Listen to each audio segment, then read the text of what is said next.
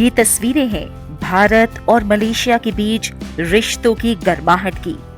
दिल्ली के हैदराबाद हाउस में प्रधानमंत्री नरेंद्र मोदी और मलेशिया के प्रधानमंत्री दातो सेरी अनवर बिन इब्राहिम के साथ द्विपक्षीय बैठक के बाद कई करार पर सहमति बनी। दोनों देश अपनी विस्तारित रणनीतिक साझेदारी को समग्र रणनीतिक साझेदारी का रूप देने और सेमीकंडक्टर, फिनटेक, रक्षा उद्योग, एआई और क्वांटम टेक्नोलॉजी जैसे उच्च प्रौद्योगिकी क्षेत्रों में सहयोग बढ़ाने का फैसला किया। प्रधानमंत्री नरेंद्र मोदी और मलेशिया के प्रधानमंत्री के बीच हैदराबाद हाउस में द्विपक्षीय शिखर बैठक के बाद दोनों देशों के बीच पर्यटन, ऐतिहासिक धरोहरों के संरक्षण, संचार, वित्तीय तकनीक समेत 9 समझौता ज्ञापनों पर हस्ताक्षर किए गए। साथ ही भारत और मलेशिया सीईओ रिपोर्ट को भी मंजूरी दी गई। इस मौके पर प्रधानमंत्री नरेंद्र मोदी ने साझेदारी को व्यापक रणनीतिक साझेदारी तक बढ़ाने पर जोर दिया। भारत और मलेशिया के बीच एनहेंस स्ट्रेटेजिक पार्टनरशिप का 1 दशक पूरा हो रहा है और पिछले 2 सालों में प्रधानमंत्री अनवर इब्राहिम के सहयोग से हमारी पार्टनरशिप में एक नई गति और ऊर्जा आई है। आज हमने आपसी सहयोग के सभी क्षेत्रों पर व्यापक रूप से चर्चा की। हमने देखा कि हमारे द्विपक्षीय व्यापार में निरंतर प्रगति हो रही है। अब हमारा व्यापार रुपये और रिंगिट में भी हो रहा है। गत वर्ष में मलेशिया से भारत में $5 बिलियन के निवेश पर काम हुआ है। आज हमने निर्णय लिया है कि हमारी साझेदारी को कॉम्प्रिहेंसिव स्ट्रैटेजिक पार्टनरशिप के रूप में एलिवेट किया जाएगा। हमारा मानना है कि आर्थिक सहयोग में अभी और बहुत पोटेंशियल है। प्रधानमंत्री नरेंद्र मोदी ने द्विपक्षीय व्यापार और निवेश के विस्तार पर जोर देते हुए सेमीकंडक्टर, एआई, फिनटेक और क्वांटम जैसे नई प्रौद्योगिकी क्षेत्रों में सहयोग बढ़ाने का भी आह्वान किया। द्विपक्षीय व्यापार और निवेश का विस्तार किया जाना चाहिए। नए तकनीकी क्षेत्रों जैसे कि सेमीकंडक्टर, फिनटेक, रक्षा उद्योग, एआई और क्वांटम में हमें आपसी सहयोग बढ़ाना चाहिए। हमने भारत और मलेशिया के बीच कॉम्प्रिहेंसिव इकोनॉमिक कोऑपरेशन एग्रीमेंट के रिव्यू में गति लाने पर बल दिया है। डिजिटल टेक्नोलॉजी में सहयोग के लिए डिजिटल काउंसिल की स्थापना करने का और स्टार्टअप अलायंस बनाने का निर्णय लिया है। भारत के यूपीआई और मलेशिया के पेनेट को जोड़ने के लिए भी काम किया जाएगा। आज सीईओ फोरम की मीटिंग से नई संभावनाएं सामने आई हैं। दोनों देशों ने रक्षा क्षेत्र में आपसी सहयोग की नई संभावनाओं पर भी चर्चा की। साथ ही आतंकवाद के खिलाफ सख्ती बरतने की प्रतिबद्धता जताई। हम दोनों ने रक्षा क्षेत्र में आपसी सहयोग की नई संभावनाओं पर भी बात की है। आतंकवाद और अतिवाद के खिलाफ लड़ाई में भी हम एकमत हैं। फ्रेंड्स, भारत और मलेशिया सदियों से एक दूसरे से जुड़े हैं।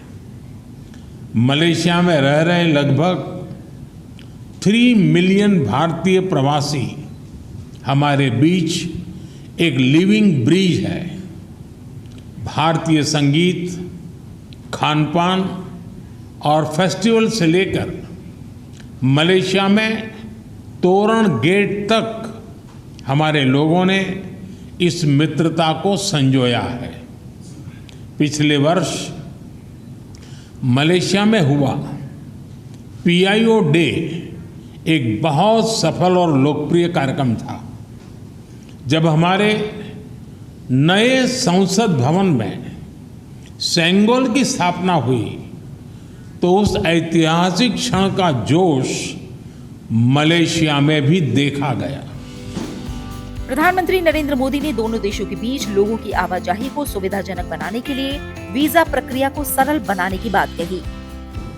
आज वर्कर्स के एम्प्लॉयमेंट संबंधी समझौते से भारत से वर्कर्स की भर्ती के साथ साथ उनके हितों के संरक्षण को भी बढ़ावा मिलेगा। लोगों के आवागमन को सरल बनाने के लिए हमने वीजा प्रोसीडर्स को आसान बनाया है।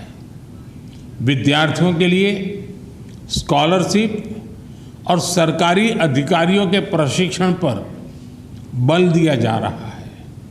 अब आईटेक स्कॉलरशिप के अंतर्गत मलेशिया के लिए साइबर सुरक्षा और एआई जैसे अत्याधुनिक कोर्स के लिए 100 सीटें विशेष रूप से आवंटित की जाएगी। मलेशिया की यूनिवर्सिटी तुनकू अब्दुल रहमान उसमें एक आयुर्वेद चेयर स्थापित की जा रही है। इसके अलावा मलया यूनिवर्सिटी में तिरुवल्लुवर चेयर स्थापित करने का निर्णय भी लिया गया है। प्रधानमंत्री नरेंद्र मोदी ने कहा कि आसियान और इंडो पैसिफिक क्षेत्र में मलेशिया भारत का अहम पार्टनर है। भारत आसियान केंद्रीयता को प्राथमिकता देता है। आसियान और इंडो पैसिफिक क्षेत्र में मलेशिया भारत का अहम पार्टनर है। भारत आसियान सेंट्रलिटी को प्राथमिकता देता है। हम सहमत हैं कि भारत और आसियान के बीच एफटीए की समीक्षा को समयबद्ध तरीके से पूरा करना चाहिए। 2025 में मलेशिया की सफल आसियान अध्यक्षता के लिए भारत पूरा समर्थन देगा। हम अंतर्राष्ट्रीय कानूनों के अनुरूप फ्रीडम ऑफ नेविगेशन और ओवरफ्लाइट के लिए प्रतिबद्ध है और सभी विवादों के शांतिपूर्वक हल का पक्ष रखते हैं। मलेशिया के प्रधानमंत्री दातो सेरी अनवर बिन इब्राहिम ने भी व्यापक रणनीतिक साझेदारी को और बढ़ाने पर सहमति जताई। मंत्री नरेंद्र मोदी जी, नमस्कार and thank you very much, Excellencies. This is a very important personal visit and also on behalf of the Malaysian government because Perdana Menteri Narendra Modi ji is mere dosti, not only as Prime Minister but is my brother. And as I've said to him personally and to the colleagues, his friendship is sincere, not only when I'm Prime Minister, but when I was just nobody, he was very kind as a true friend. And that, of course, is most meaningful to me and my delegation and to the country. And that makes all our deliberations and discussions rather easy. We have agreed to enhance further and make it a comprehensive strategic partnership. Yes, Malaysia and India from the days of Jawaharlal Nehru and Tunku Abdul Rahman has established good relations. But we realize under our generation that this must be further strengthened. Malaysia के प्रधानमंत्री दातो सेरी अनवर बिन इब्राहिम ने सभी क्षेत्रों में कामकाजी संबंधों को फिर से मजबूत करने की बात कही। Digital investments and trade in construction and modern agriculture, education, research, in all fields, including military collaboration in terms of joint operations to safeguard our borders, and we look forward to that further enhanced relations. Malaysia के प्रधानमंत्री दातो सेरी अनवर बिन इब्राहिम ने भरोसा जताया कि भारतीय कंपनियां मलेशियाई कंपनियों के साथ सभी क्षेत्रों में सहयोग करेंगी। We have initiated a lot of new programs and we would hope that Indian companies with Malaysian companies collaborate further in all fields, including the new challenging areas like energy transition, digitalization, and also food security. And we did emphasize the need to use both our experience and expertise in the semiconductor area, which we are fortunate to be considered a hub in Southeast Asia, and India, of course, have excelled through your hard work and also your vision for this great country of India. And the rest on the issue of flights, visa, and other areas, as I've said, knowing Modi ji's style of work, he doesn't tolerate long delays. So we have put a time frame of 3 months to get our staff to be in action and report to us the progress, not report on the progress. इससे पहले प्रधानमंत्री नरेंद्र मोदी ने Malaysia के प्रधानमंत्री दातो सेरी अनवर बिन इब्राहिम का राष्ट्रपति भवन में औपचारिक स्वागत किया।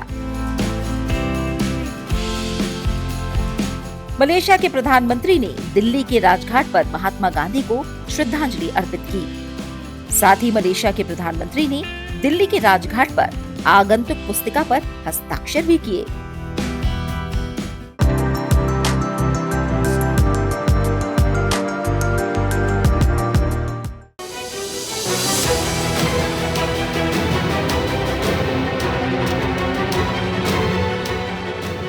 भारत और मलेशिया के संबंध सदियों पुराने हैं।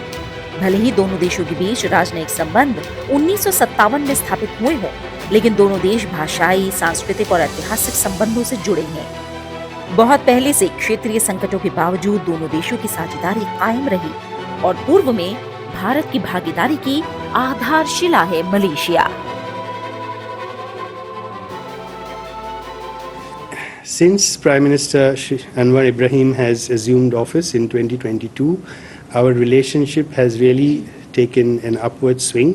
There have been more than 15 bilateral visits at the level of minister or deputy minister, and this is reflected in the very wide range of engagement that we have today between India and Malaysia, and the chart that we have charted for the relationship going forward. दोनों देशों के संबंध 7 दशक पूरे करने की तरफ तेजी से बढ़ रहे हैं। दोनों देशों के संबंधों के इतिहास को अगर देखें तो ये समय के साथ और ज्यादा मजबूत हुए हैं। दोनों देशों के रिश्तों में उतार चढ़ाव भले ही आए हों, लेकिन कभी भी संबंधों में दूरी नहीं आई। दोनों देशों पर जब जब मुश्किलें आईं तो हमेशा एक दूसरे के साथ खड़े रहे। पिछले कुछ दशकों में दोनों देशों ने रक्षा, राजनीति, अर्थशास्त्र और संसदीय आदान प्रदान में लगातार सहयोग बनाए रखा है। Area is in the recruitment, employment and repatriation of workers. This is quite a signal memorandum of understanding because it paves the way for the welfare of Indian workers, ensuring their welfare and their proper conditions of work as well as repatriation. And this is something that both sides have been working on for some time. नवंबर 2015 में प्रधानमंत्री नरेंद्र मोदी की यात्रा ने संबंधों को रणनीतिक साझेदारी तक बढ़ा दिया, जिससे नए आयाम सामने आए। भारत की विदेश नीति एक अधिक मजबूत वैश्विक भूमिका की तलाश में और इंडो पैसिफिक क्षेत्रीय परिदृश्य को नेविगेट करने के लिए कुआलालंपुर के साथ संबंधों पर ध्यान केंद्रित कर रही है। मलेशिया आसियान के साथ भारत की व्यापार का विस्तार करने, भारत की एक्ट ईस्ट पॉलिसी के साथ जुड़ने, मलक्का, जलडमरू मध्य और दक्षिण चीन सागर में समुद्री संपर्क को आगे बढ़ाने और आसियान के इंडो पैसिफिक परिप्रेक्ष्य और इंडो पैसिफिक पहल का समर्थन करने में एक महत्वपूर्ण स्थान रखता है। भारत और मलेशिया ने हाल ही में पाम ऑयल और अन्य क्षेत्रों में परस्पर सहयोग बढ़ाने का निर्णय लिया है। दोनों पक्षों ने राष्ट्रीय खाद्य तेल मिशन और पाम ऑयल मिशन के बारे में सहयोग करने की इच्छा व्यक्त की और कृषि और संबद्ध उत्पादों से संबंधित बाजार पहुंच के मुद्दे, कृषि में सहयोग के संस्थानीकरण और बागान के क्षेत्रों में डिजिटल प्रौद्योगिकी के प्रयोग के बारे में चर्चा की। भारत मलेशिया के पाम ऑयल का सबसे बड़ा खरीदार देश है। हाल के वर्षों में मलेशियाई कंपनियों और निवेशकों द्वारा भारत में कई परियोजनाओं, विशेष रूप से बुनियादी ढांचे और निर्माण क्षेत्रों में निवेश किया गया। साथ ही निवेश के नए क्षेत्रों का पता भी लगाया गया। मलेशियाई कंपनियां भारत के विभिन्न राज्यों में कई बुनियादी ढांचागत परियोजनाओं में काम कर रही हैं। भारतीय कंपनियों ने भी बड़े पैमाने पर मलेशिया की अर्थव्यवस्था में योगदान दिया है। रॉयल मलेशियाई वायुसेना और भारतीय वायुसेना प्रशिक्षण, रखरखाव, तकनीकी सहायता और सुरक्षा संबंधी मुद्दों में सहयोग के लिए विमान सुरक्षा और रखरखाव मंच की स्थापना के संदर्भ में काम कर रहे हैं। दोनों देश आतंकवाद और अंतर्राष्ट्रीय अपराध का मुकाबला करने में सहयोग कर रहे हैं। साथ ही विज्ञान और प्रौद्योगिकी पर मलेशियाई और भारतीय वैज्ञानिक अनुसंधान विकास और तकनीकी जानकारी और दस्तावेजों के पारंपरिक आदान प्रदान में सहयोग कर रहे हैं। मलेशिया में भारतीय मूल के समुदाय के योगदान का उत्सव मनाने के लिए कुआलालंपुर में भारतीय सांस्कृतिक केंद्र का नाम नेताजी सुभाष चंद्र बोस भारतीय सांस्कृतिक केंद्र के रूप में नामित किया गया है। नेताजी सुभाष चंद्र बोस भारतीय सांस्कृतिक केंद्र भारत और मलेशिया के बीच सांस्कृतिक कार्यक्रमों, सांस्कृतिक संगोष्ठियों, कार्यशालाओं का आयोजन करके भारतीय शास्त्रीय संगीत और भारतीय नृत्य जैसे कथक और मणिपुरी के लिए भारतीय पेशेवरों और प्रशिक्षकों को नियुक्त करके द्विपक्षीय सांस्कृतिक संबंधों को बढ़ावा देता है।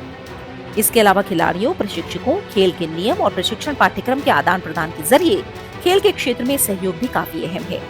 Make in India, digital India, smart cities और कौशल विकास जैसे भारत द्वारा उठाए गए नए विकास और व्यापारिक पहलू में मलेशियाई व्यापारियों के लिए निवेश के महत्वपूर्ण अवसर उपलब्ध कराए गए हैं। आयुर्वेद और भारतीय परंपरा के अन्य पारंपरिक चिकित्साओं में दोनों देशों के बीच बेहतर सहयोग लगातार बढ़ रहा है। टिकाऊ ऊर्जा विकास भविष्य में ऊर्जा सुरक्षा अर्जित करने की दिशा में एक प्रमुख तत्व रहा है और भारत मलेशिया दोनों ही देश बेहतर ऊर्जा सुविधाओं के साथ अपनी ऊर्जा सुरक्षा को मजबूत करने के उद्देश्य से नवीकरणीय ऊर्जा स्रोतों को बढ़ाने पर सक्रिय रूप से काम कर रहे हैं। मलेशिया में करीब 8% लोग भारतीय मूल के रहते हैं और ये लोग दोनों देशों के बीच एक कड़ी का काम करते हैं, दोनों देशों को जोड़ने का काम करते हैं। Today they had extensive discussions on trade and commerce, on defense and security, on cultural exchanges, people-to-people ties, on emerging areas like digital technologies, semiconductors, renewable energy and sustainable development. As you know, we have very, very close people-to-people connection with Malaysia. The Indian diaspora is the third largest in the world, numbering about nearly 3 million, about 2.9 million.